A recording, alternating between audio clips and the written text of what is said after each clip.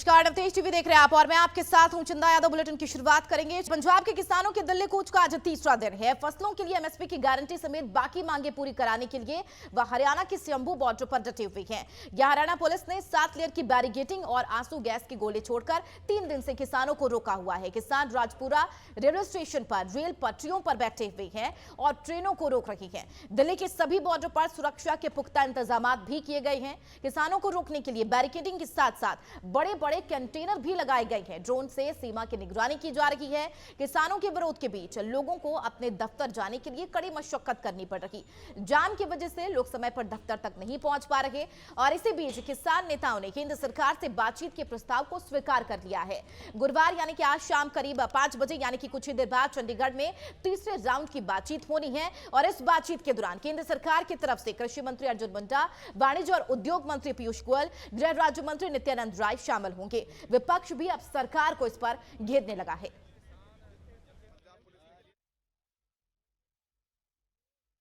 ये किसानों का आंदोलन क्यों और जायज कैसे और उनके साथ नाइंसाफी किस प्रकार से हो रही है, इन सब मुद्दों के ऊपर मैं 10-12 मिनट में अपनी बात रखूंगा प्रदेश कांग्रेस कमेटी की तरफ से।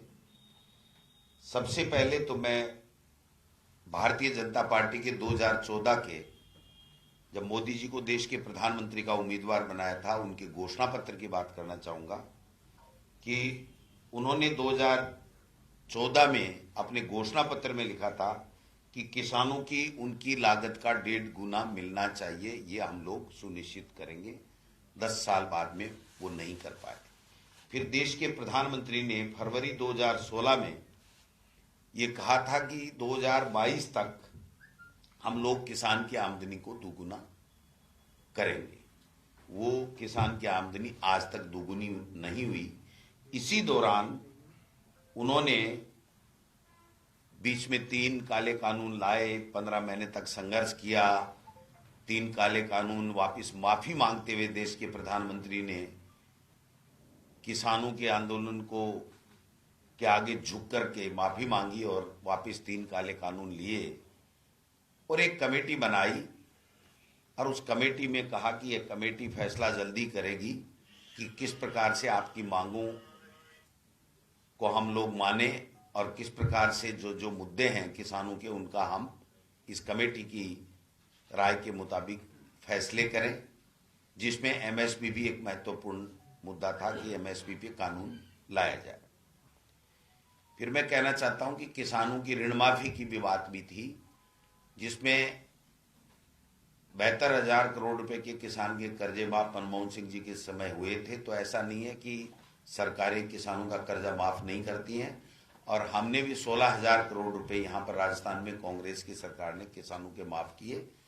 जब केंद्र की सरकार ने, जब मनमोहन सिंह जी थे तब कर दिए और राजस्थान की सरकार ने कर दिए, तो फिर भारतीय जनता पार्टी की केंद्र की सरकार और राज्य की सरकार किसानों का कर्जा माफ क्यों नहीं कर रही हैं, ये सवाल हर व्यक्ति के जहन में है कि ये इसका मतलब ये करना नहीं चाहते, ये प्रमाणित हो चुका है।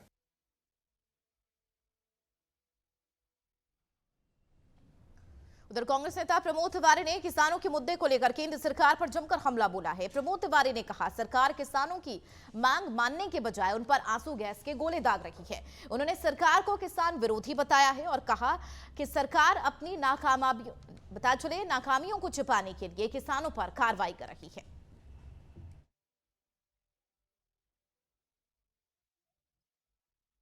टीयर गैस, कल 100 से ज्यादा किसान घायल थे, आज वो संख्या बढ़ सकती है।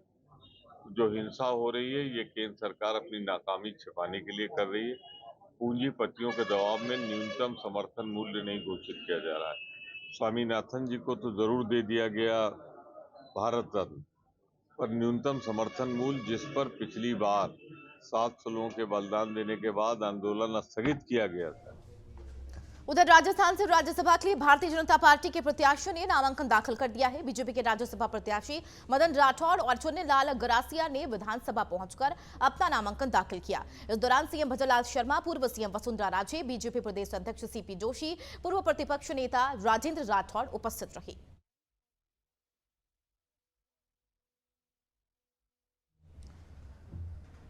अयोध्या में गोवा के मुख्यमंत्री प्रमोद सावंत अपनी पूरी कैबिनेट के साथ पहुंचे और उन्होंने भगवान राम के दर्शन किए। इस दौरान उन्होंने कहा कि वो और केंद्र मंत्री पज्जू नायक कार सेवक रह चुके हैं। उन्होंने राम मंदिर के लिए पीएम मोदी का आभार जताया और अयोध्या में गोवा भवन बनाने की बात कही है। साथ ही अयोध्या दर्शन के लिए गोवा में मुख्यमंत्री देव दर्शन योजना का शुभारंभ करने की भी बात कही।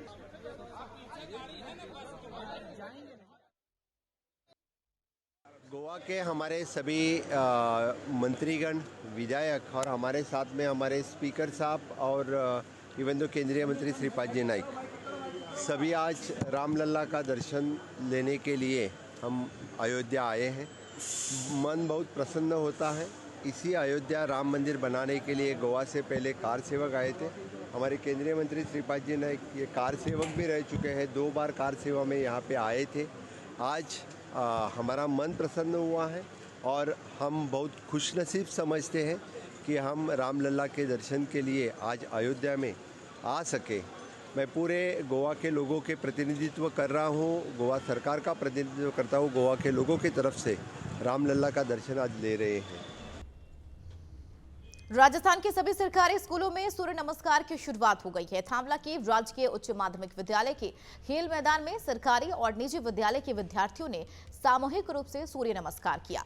राजकीय उच्च माध्यमिक विद्यालय के प्रधानाचार्य हरिकृष्ण सहारण ने बताया कि मुख्यमंत्री राजस्थान और शिक्षा निदेशालय के निर्देश पर सूर्य सप्तमी के अवसर पर विद्यालय में सामूहिक सूर्य नमस्कार का आयोजन किया गया, जिसमें थांवला सरपंच प्रतिनिधि कैलाश चंद कुमावत और निजी विद्यालय के प्रधानाचार्य ने शिरकत की। आज सभी को सर्वप्रथम सादर वंदन नमन। आज का दिवस हम सभी के लिए सौभाग्यशाली दिवस रहा। सूर्य नमस्कार, सूर्य जो अखंड ज्योति के अखंड दैदीप्यमान ऊर्जा के स्रोत हैं, आज हम पूरे थांवला ग्राम पंचायत के सभी राजकीय और निजी विद्यालयों के विद्यार्थियों, शिक्षकों, समाज के संभ्रांत नागरिकों के साथ हम सभी ने आज यहाँ पर सूर्य नमस्कार किया, सूर्य भगवान देवता को नमन किया। तो हम यही आशा और विश्वास रखते हैं कि सूर्य की तरह ही हम अखंड ज्योतिर्मय बने, चेतना और जागृति के साथ आगे बढ़ें और बच्चे इस भावना को अपने तन मन में समेटे हुए सदैव सफलता की ओर आगे बढ़ेंगे। ऐसी ही शुभकामनाओं के साथ बहुत बहुत। वहीं जोधपुर के राजकीय उच्च माध्यमिक विद्यालय बनाड में ब्लॉक स्तरीय सूर्य नमस्कार कार्यक्रम का आयोजन किया गया। सूर्य नमस्कार को लेकर विद्यार्थियों में जबरदस्त उत्साह नजर आया। कार्यक्रम में मुख्य अतिथि के रूप में मंडोर सीबीओ तुलसाराम सिरवी और स्थानीय जनप्रतिनिधियों ने भी भाग लिया। सीबीओ डॉक्टर तुलसाराम सिरवी ने बताया कि सूर्य नमस्कार हम सभी को प्रतिदिन करना चाहिए। भगवान सूर्य हमें ऊर्जा प्रदान करते हैं।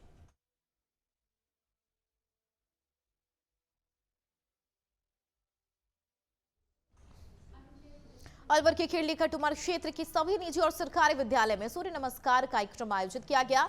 इस कार्यक्रम में लोगों की काफी प्रशंसा की जा रही है। लोगों ने बताया कि इसे दैनिक दिनचर्या बनाने की आवश्यकता है। उन्होंने कहा, युवा पीढ़ी को इससे बौद्धिक और शारीरिक विकास होने के साथ ही मानसिक और शारीरिक विकास दूर होती है।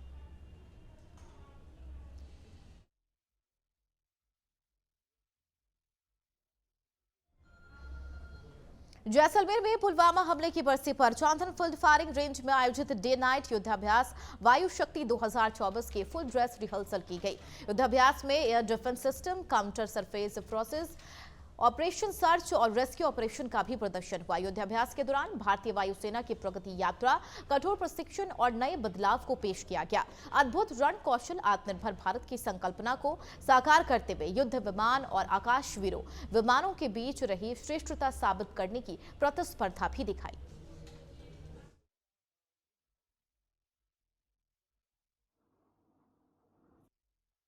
एक्सरसाइज वायु शक्ति हमारे इंडियन एयरफोर्स की आक्रामक और रक्षात्मक क्षमताओं का एक दिलचस्प प्रदर्शन है। इस वर्ष के संस्करण में स्वदेशी जहाज जैसे तेजस, प्रचंड और ध्रुव सहित 100 से भी अधिक एयरक्राफ्ट शामिल हो रहे हैं। इसके अलावा इस प्रदर्शन में Rafale, Mirage 2000, Sukhoi, Jaguar, Hawk, C-130, Chinook, Apache और मी-17 जैसे अन्य एयरक्राफ्ट भी भाग ले रहे हैं। इस दौरान स्वदेशी सतह से हवा में मारने वाली हथियार प्रणाली, जिसको हम इंग्लिश में surface to air guided weapon systems कहते हैं, आकाश और समर, वो भी दुश्मन के जो घुसपैठी जहाज हैं उनको ट्रैक करके मारने गिराने की अपनी क्षमता का भी प्रदर्शन होगा। चुनावी बॉन्ड योजना पर सुप्रीम कोर्ट ने सरकार को बहुत बड़ा झटका दिया है। देश की सर्वोच्च अदालत ने इलेक्टोरल बॉन्ड स्कीम को असंवैधानिक करार देते हुए रद्द कर दिया। इतना ही नहीं, सुप्रीम कोर्ट ने पिछले 5 सालों के चंदे का हिसाब किताब भी मांग लिया है। अब निर्वाचन आयोग को बताना होगा कि पिछले 5 साल में किस पार्टी को किसने कितना चंदा दिया है। सुप्रीम कोर्ट ने कहा कि स्टेट बैंक ऑफ इंडिया यानी कि एसबीआई से पूरी जानकारी जुटाकर इसे अपनी वेबसाइट पर साझा करे। शीर्ष अदालत के इस फैसले को उद्योग जगत के लिए बड़ा झटका माना जा रहा है। सुप्रीम कोर्ट का आज जजमेंट आया है, उससे कुछ उम्मीद जगी है। और जो इलेक्टोरल बॉन्ड हुआ करता था और है भी बीजेपी के सरकार के द्वारा लाया गया था कि चोर दरवाजे से बीजेपी को बड़े पूंजीपतियों से चंदा मिल रहा था, उसी चंदे की ताकत के बल पर चुनाव लड़ रहे थे। क्या इससे भी बड़ा कोई भ्रष्टाचार हो सकता है? ये जो प्रधानमंत्री ये कहते हैं भ्रष्टाचार के खिलाफ, इससे बड़ा कोई भ्रष्टाचार नहीं कि पार्टी चंदा ले और कौन चंदा देने वाला है, कितना देने वाला है, किसी आरटीआई एक्टिविस्ट को जानने का अधिकार दे, किसी को भी जाने का अधिकार दे।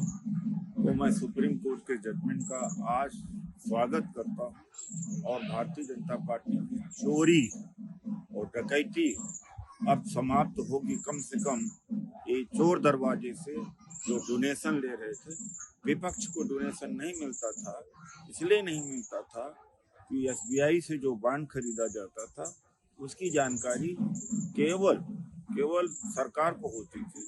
विपक्ष को अगर कोई पैसा देना भी चाहता था तो डरता था क्योंकि उसके पास उसके घर पर ईडी, सीबीआई, इनकम टैक्स पहुंच जाएगा। तो मैं स्वागत करता हूँ।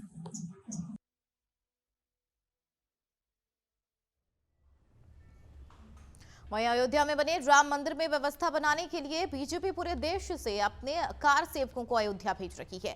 इसी कड़ी में राजस्थान के रावत भाटा के पूर्व भाजपा नगर प्रवक्ता बालकृष्ण गुलाटी, भाजपा के पूर्व महामंत्री आनंद प्रकाश शर्मा, भाजपा युवा मोर्चा नगर उपाध्यक्ष सिद्धार्थ वधवा और विश्व हिंदू परिषद में ओम प्रकाश वधवा ने 10 दिन तक अयोध्या में सेवा की और जब वो वापस रावत भाटा पहुंचे तो बीजेपी कार्यकर्ताओं ने उनका जोरदार स्वागत किया। देखिए, पहली बात तो यह है कि हमारे रावत भाटा क्षेत्र के लिए, रावत भाटा नगर के लिए बड़े गौरव और स्वाभिमान की बात है कि हमारे जो बाला गुलाटी जी हैं और इनके जो साथी हैं, इन लोगों को अयोध्या में बुलाया गया सरकार द्वारा और सरकार ने ही इनको नियुक्त किया दर्शन करवाने के लिए, सभी लोगों को कैबिनेट को दर्शन करवाने के लिए और कार सेवा के लिए। तो ये हमारे लिए बड़ी। उधर राजसमंद के शिक्षा विभाग की पोल खोलते हुए दिखाई दे रही है। अधिकारियों की मिलीभगत से प्राइवेट स्कूल संचालक मनमानी तरीके से स्कूल का संचालन कर रही हैं। दरअसल राजसमंद के एक स्कूल में मनमानी कर नियमों की धज्जियां उड़ाकर स्कूल चलाया जा रहा है। स्कूल में बच्चों के खेलने के लिए खेल का ग्राउंड भी नहीं है, वहीं पार्किंग की व्यवस्था भी ठप पड़ी है। पूरे मामले को लेकर कुछ दिन पहले स्कूल की शिकायत जिला कलेक्टर और पुलिस थाने में भी की गई, लेकिन उसके बावजूद अभी तक शिक्षक विभाग ने कोई भी जांच नहीं की है। उधर अलवर में पुलिस ने बड़ी कार्रवाई के तहत सदर थाना पुलिस ने अवैध देसी कट्टे के साथ आरोपी को गिरफ्तार किया। पुलिस ने आरोपी के कब्जे से देसी कट्टा बरामद किया है। थाना प्रभारी दिनेश चंद्र ने बताया, पुलिस जाब्ता गश्त के दौरान टलको चौराहे पर पहुंचा, जहां मुखबिर से सूचना मिली कि एक आरोपी युवक जो वारदात करने की फिराक में है, जिसके पास देसी कट्टा है। वहीं पुलिस मौके पर पहुंची और देसी कट्टे के साथ युवक को गिरफ्तार कर लिया।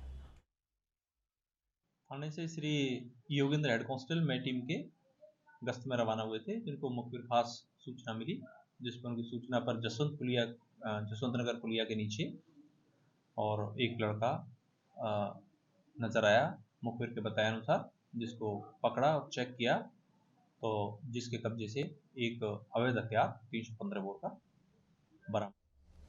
खबर आहोर से है, जहां थाना पुलिस ने एक सफाई कर्मी की बेटी की शादी में मायरा भरकर मानवता की मिसाल पेश की है। बता दें, शादी में पुलिस थाना अधिकारी जीत सिंह सहित पुलिसकर्मी मायरा भरने पहुंचे। इस दौरान जहां सफाई कर्मी के परिजनों ने परंपरागत रूप से गाजे बाजे के साथ रोली मोली और माल्यार्पण कर सभी का स्वागत किया। इस दौरान थाना प्रभारी सहित समस्त पुलिसकर्मियों ने दुल्हन के मां को चुनरी उड़ाकर परंपरा का निर्वहन किया और पुलिस ने 55,000 रुपए नगद और कपड़े भेंट किए।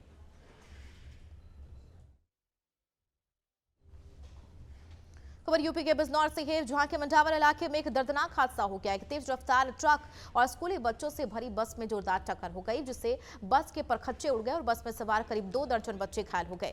हादसे में बस चालक की मौके पर मौत हो गई। मौके पर पहुंची पुलिस ने बच्चों को अस्पताल में भर्ती करवाया है।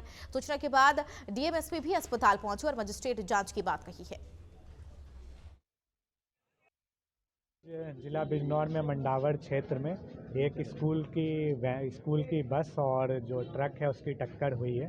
इसमें जो बस के ड्राइवर हैं उनका देहांत हो गया है और जो बस में जो स्कूली बच्चे थे उनमें से काफ़ी बच्चे इंजर्ड हुए हैं। लगभग अभी 14 से 15 बच्चों की इंजरी की सूचना आई है। हम लोग यहाँ पे जिला अस्पताल में हैं। अभी सीएमएस से मेरे द्वारा फीडबैक लिया गया है, तो कोई भी बच्चा क्रिटिकल जोन में नहीं है। सभी बच्चे खतरे से बाहर है। जिनको इलाज की आवश्यकता है उनका इलाज यहाँ पे कराया जा रहा है। कोई कैजुअलिटी है?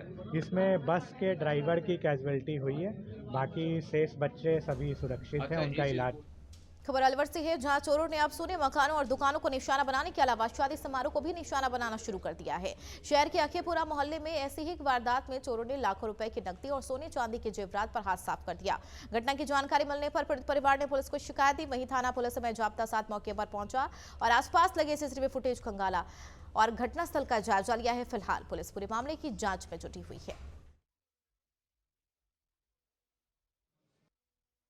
आज दौरानी गश्त 8:30 बजे करीब कंट्रोल रूम से और थाने से सूचना प्राप्त हुई कि अखेपुरा मोहल्ला में शादी के घर से किसी अज्ञात व्यक्तियों के द्वारा चोरी कर ली गई है। इस पर माननीय एसआई मौके पर पहुंचा और मौके पर उच्च अधिकारी भी उपस्थित आए, जिनके द्वारा घटनास्थल का बारीकी से मुआयना किया गया और अज्ञात मुलजिमान की आसपास गलियों में और सीसीटीवी। चलिए खबरों में फिलहाल मेरे साथ इतना ही। देश दुनिया की तमाम खबरों के लिए बने रहिए नवतेज टीवी के साथ। नमस्कार।